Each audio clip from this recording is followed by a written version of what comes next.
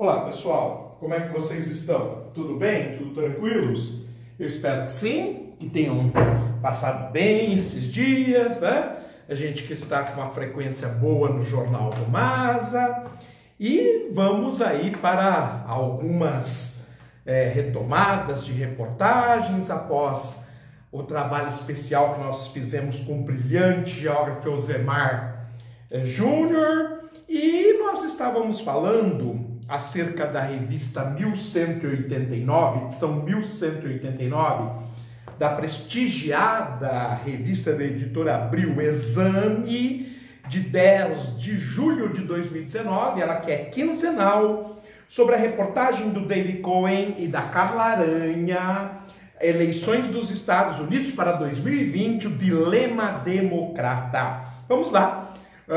Por que o dilema democrata? Porque os Estados Unidos têm 5 possíveis candidatos a enfrentar o Donald Trump e cada um deles tem uma posição, muitos bastante diferentes, e como os Estados Unidos está surfando numa onda de crescimento econômico, parece que a conjuntura não é favorável para a retomada ao poder do Partido Democrata e a tendência do eleitorado dar mais um voto de confiança para o Donald Trump. Pois esse é o segundo problema dos democratas. Não está fácil achar um candidato empolgante. São 5, como nós vimos na primeira edição, mas ninguém que impacte, né? Repare, nos Estados Unidos não basta um candidato ser melhor do que o adversário. Como o voto não é obrigatório, é preciso vencer a inércia dos eleitores. Quer dizer, tem que ser uma pessoa populista, não somente técnica, mas que chame a atenção, que dê as mãos, que bata nas costas, que converse, que se interesse pelos problemas e pelas comunidades. Especialmente dos mais pobres, que costumam trabalhar mais longe do lugar em que votam, então não vão. Para os democratas, mais identificados com a defesa das minorias, isso pesa ainda mais. Então os democratas, eles têm um apelo mais popular, mais preocupado com a população, menos com o mercado, mais próximos da social-democracia. Fazer com que esse eleitor vá até a cabine eleitoral de votação e garanta-lhe o voto não é muito fácil. Até o final de junho, esse problema parecia pelo menos encaminhado. O ex-vice-presidente do governo Obama, Joe Biden, era tido como uma aposta segura para retomar as rédeas do poder executivo. Sim, ele é um senhor de quase 77 anos, mas tem grande capital político e é de centro, a vertente que costuma somar os votos da esquerda.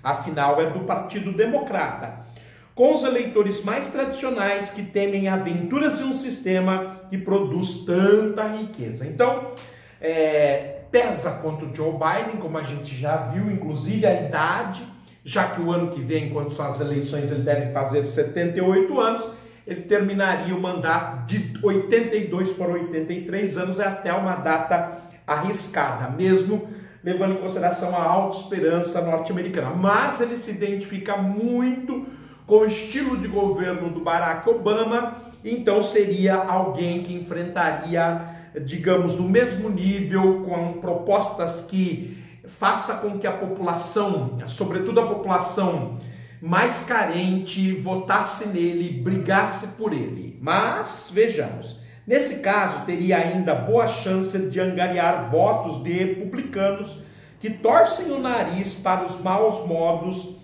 e as tendências autoritárias de Trump. Então, o Biden poderia até angariar votos da oposição, dos republicanos, que não gostam do estilo mais fascista, mais chegado a rompantes e absurdos, como é o caso do Donald Trump. É isso que indicam as pesquisas eleitorais. Está certo que as pesquisas também indicavam a vitória de Hillary Clinton, por isso a surpresa, com folgada margem, mas elas são a última pista que se tem no momento. Então, não há garantias de que o Joe Biden seja o homem indicado a enfrentar o Donald Trump. Porém, as tendências mostram que ele pode ser. E aí veio o primeiro debate entre os pré-candidatos democratas, com um recorde de 24 postulantes a serem presidenciáveis. O evento foi dividido em 2 noites, com 10 debatedores em cada uma, e 4 ficaram de fora. A audiência da rede NBC e Telemundo também foi recorde. 18 milhões de espectadores, quase 20% mais do que no debate de 2015, o que é interessante porque demonstra que a população americana está mais envolvida, está mais engajada. Foi então que o mito do favoritismo de Biden começou a ruir.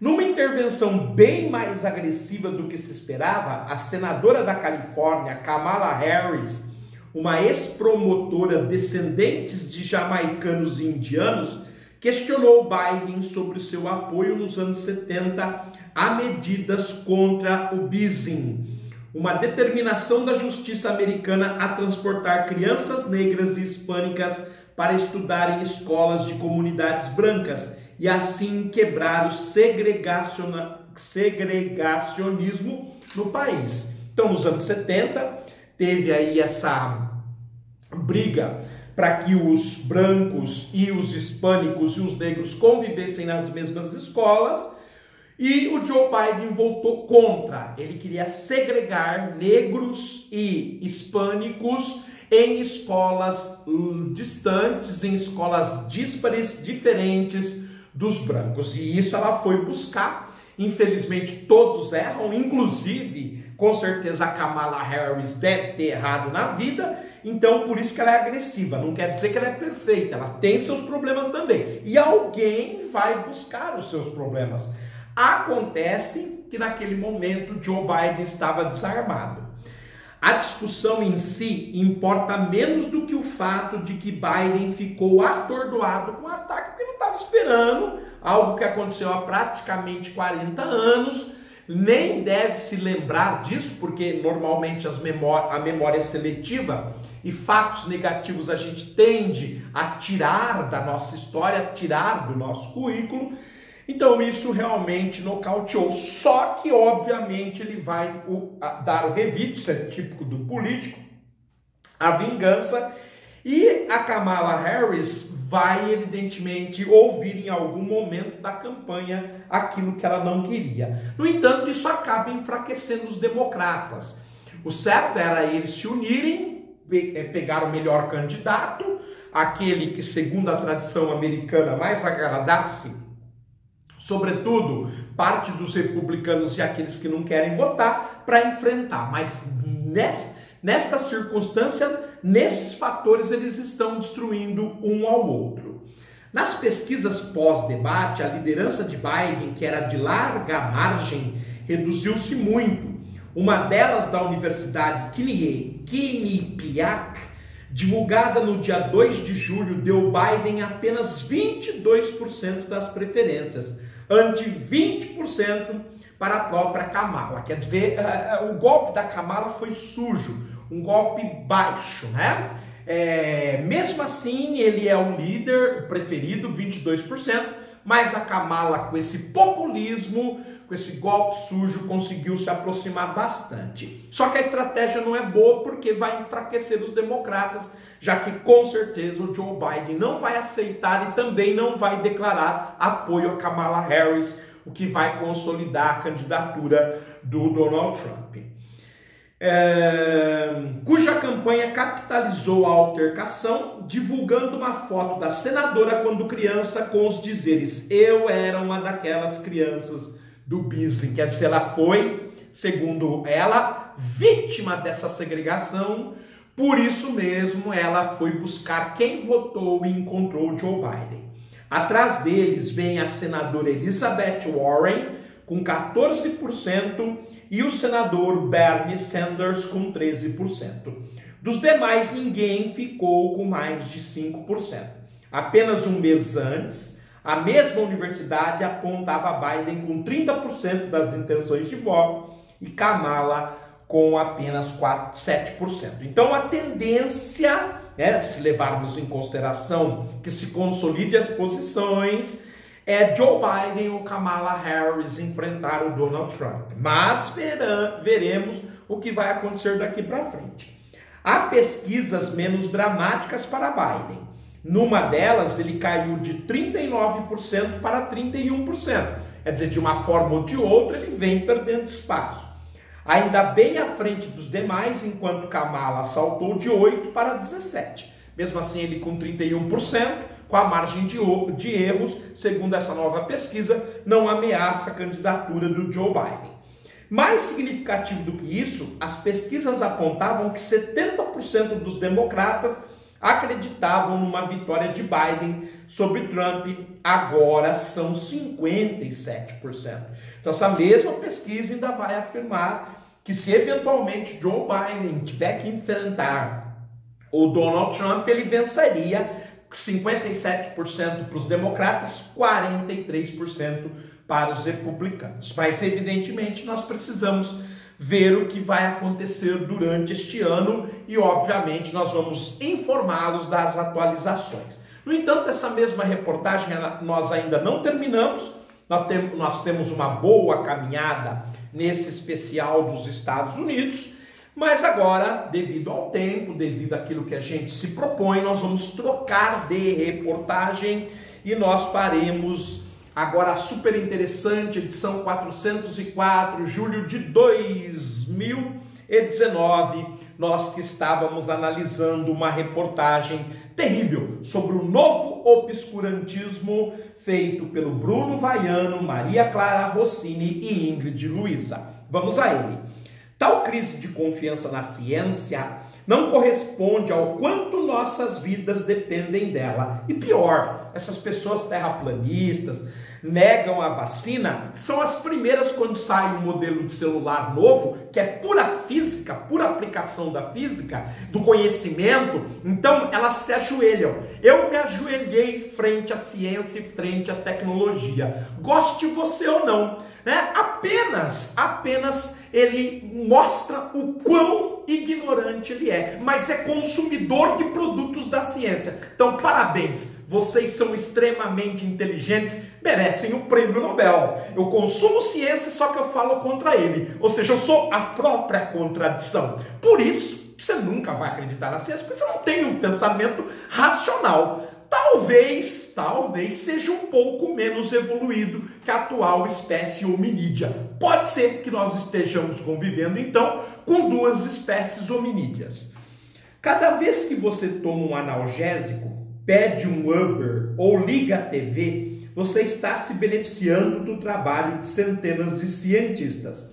O GPS só existe por causa da teoria da relatividade de Einstein. Então, gente, eu estou quase achando exatamente isso.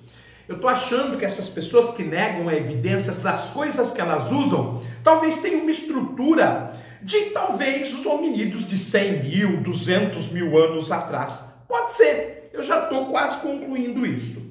Mesmo assim, extremistas dos dois lados do espectro político, direita ou esquerda, negam abertamente as evidências científicas, sempre que elas não correspondem às suas visões do mundo. Mas que coisa mais fantástica! Há pessoas até hoje que vivem na Terra acreditando que nunca serão contrariadas, que se elas quiserem fazer alguma coisa, todo mundo vai aceitar e não vai se opor. Mas tem gente que não gosta do seu estilo de vida e vai construir um muro, uma fortaleza para tentar provar sistematicamente que você está errado. Ora, meu caro, o que você pode fazer com isso?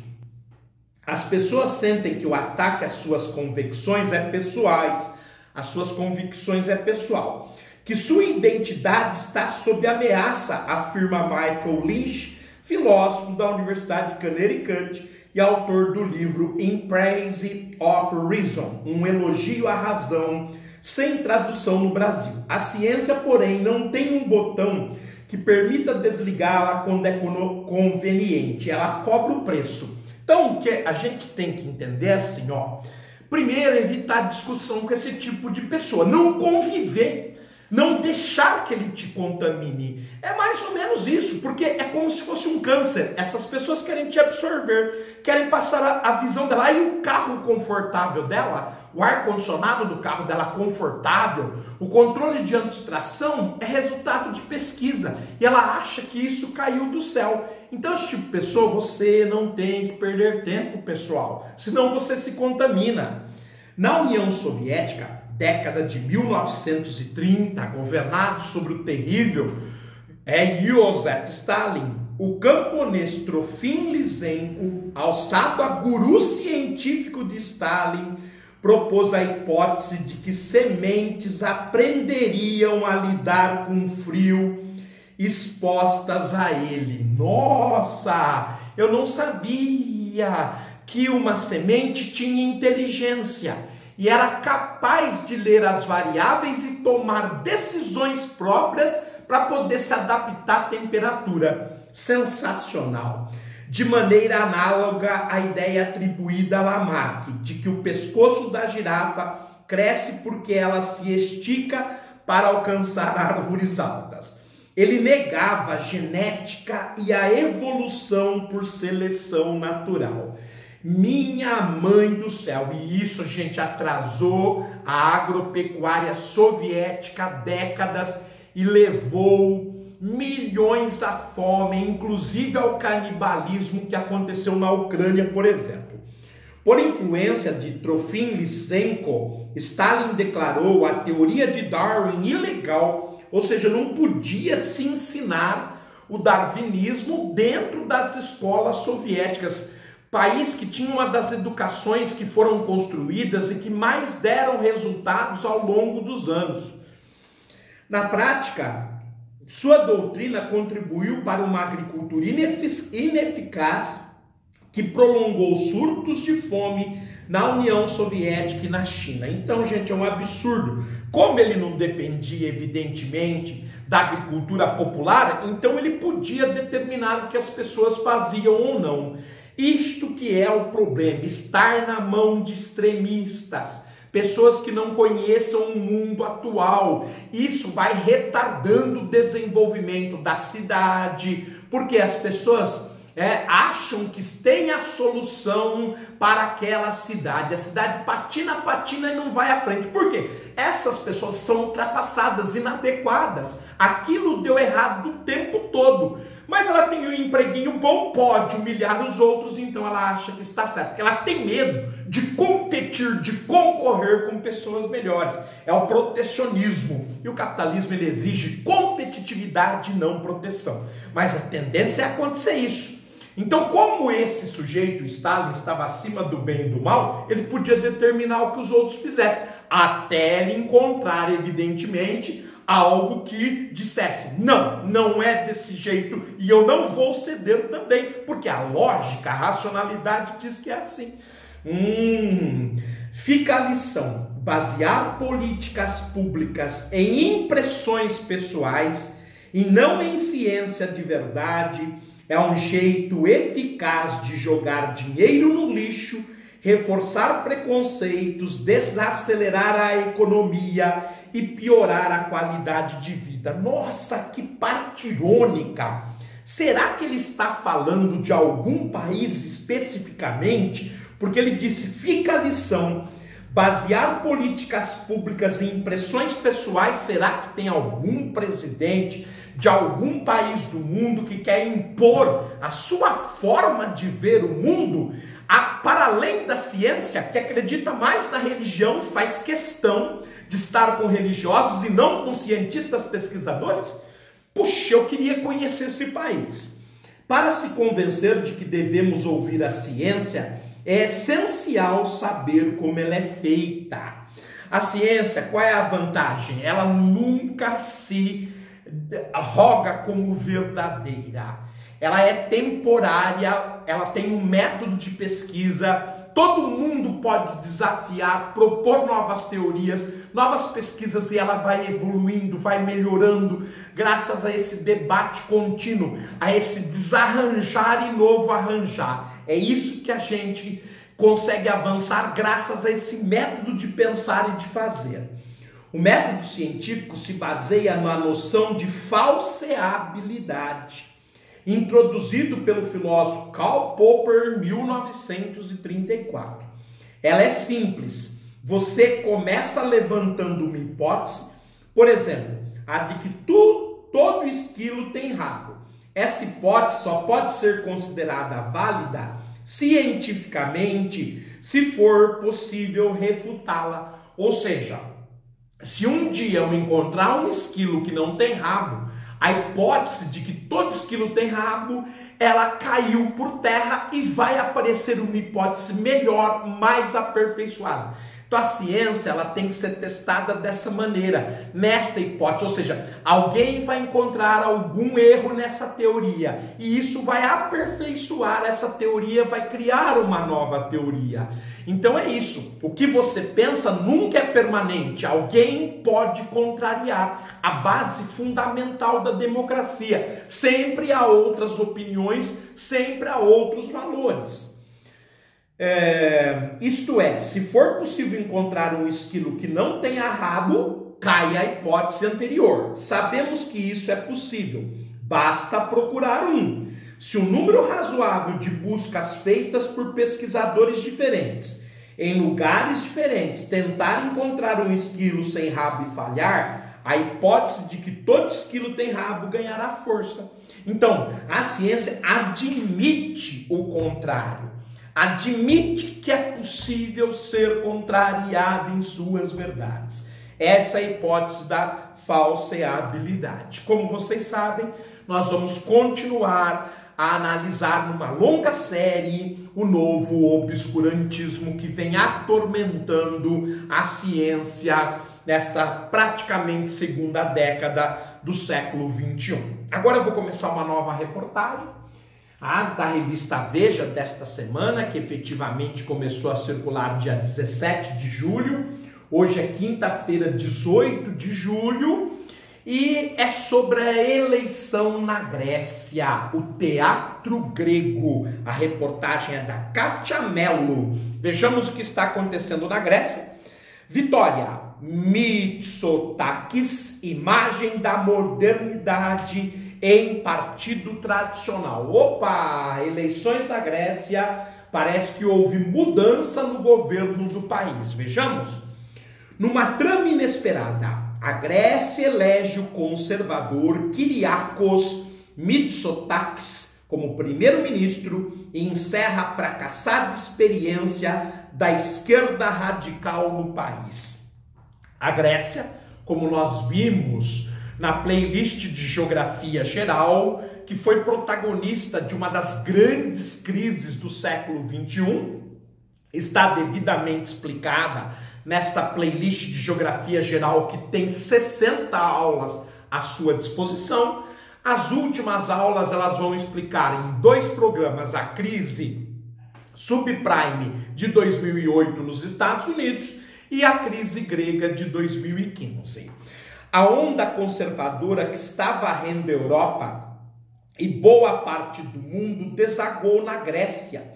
No domingo, agora, dia 7 de julho, portanto há 11 dias, com a vitória do partido de centro-direita Nova Democracia, ND, de Kyriakos Mitsotakis, sobre o Siriza, que governava anteriormente a Grécia, liderado por Alexis Tsipras, este que enfrentou a crise de 2015 e que negociou com a União Europeia as novas condições para não quebrar a vida dos gregos. Um radical de esquerda que se dobrou ao pragmatismo e borrou inapelavelmente a aura de novidade que o instalou no poder. Eu não estou de acordo com essa posição agressiva na minha forma de ver da Kátia Mello, dizendo que ele borrou, dizendo que ele é radical de esquerda. Foi o povo grego que elegeu ele. Ele não existe independente do pensamento do povo grego. E ela quer atribuir a esta personalidade, como se ele borrasse, como se ele se adaptasse à necessidade, por ele só. Não foi o povo grego que o elegeu. A Grécia é uma democracia, dona Kátia Mello. Essa figura ela não existe independente do povo grego. O povo grego é que estava cansado da direita, que enfiou o país numa crise, chegando a dever praticamente 200% do produto interno bruto. Então a senhora tem que tomar cuidado como a senhora constrói as frases, a semântica. Mas isso é típico da imprensa, a grande imprensa sobretudo, que tem valores enviesados, que defende, ao invés de fazer a reportagem, ela quer defender posições. Isso está claro, como se o Alexis Tsipras, ele próprio, ele fosse a causa da situação. Não, ele é a consequência da situação. Eu acho que a senhora precisa ler um pouquinho mais de física. Eu, antes de geografia, eu fiz física na Unesp de Rio Claro. Então, para mim, eu tenho muito claro isto. Agora, a senhora me parece que não. Só que eu sou um leitor muito atento. Então, muito cuidado, você que não tem percepção de semântica, de construção frasal, porque isso aqui chama-se lavagem cerebral.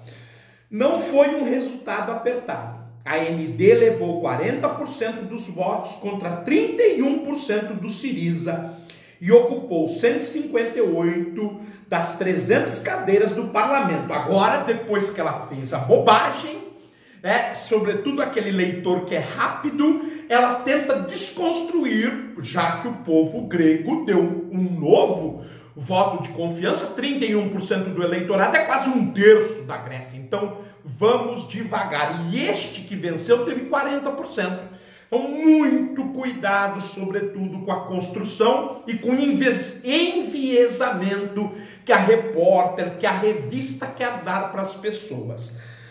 A diferença no avanço da direita na Grécia, porém, é que os gregos, ao contrário dos vizinhos da União Europeia, não estão incomodados com a burocracia do bloco, nem com o bolor dos partidos tradicionais. A AND, aliás, é um deles.